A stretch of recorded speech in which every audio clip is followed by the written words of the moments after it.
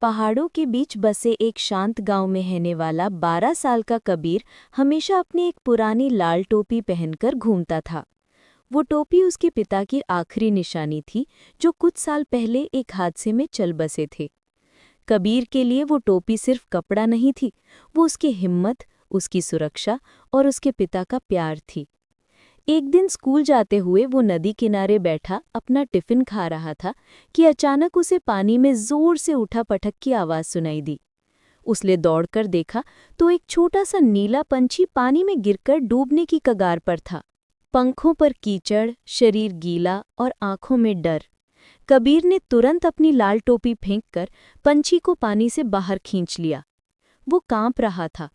कबीर ने उसे दोनों हथेलियों में लेकर कहा, डर मत, मैं हूं, मैं तुझे छोड़ूंगा नहीं। कबीर अपनी टोपी में पंछी को लपेटकर घर ले आया।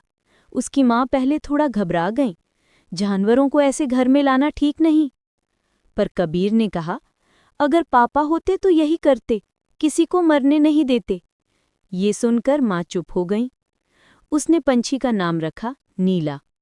कबीर ने पूरे दिन उसे धूप में रखा, उसके पंख साफ किए, उसे बूंद बूंद पानी पिलाया और चावल के छोटे दाने खिलाए। नीला धीरे धीरे उबरने लगा। कबीर की टोपी पंछी का छोटा सा घर बन गई थी। कुछ दिनों में नीला कबीर से इतना घुल गया कि जब भी कबीर स्कूल के लिए निकलता, नीला उसके कंधे पर आ बैठता। गांव वाले बच्चे हंसते हुए कहते, कबीर, ये तो तेरी जान बन गया है। कबीर गर्व से मुस्कुराता। लेकिन एक सुबह कबीर उठा तो नीला कहीं नहीं था। उसने घर, आंगन, पेड़, खेत सब जगह ढूंढा, पर नीला गायब। कबीर रोते रोते नदी किनारे बैठ गया। उसे लगा जैसे उसने किसी दूसरे अपने को खो दिया हो। वो धीरे से बुदबुदाया, अगर तू लौट आए, बस एक बार। उसी वक्त हवा में एक हल्की सी चहचहाहट गूंजी। कबीर ने ऊपर देखा, नीला लौट आया था, उसके कंधे पर आकर बैठ गया।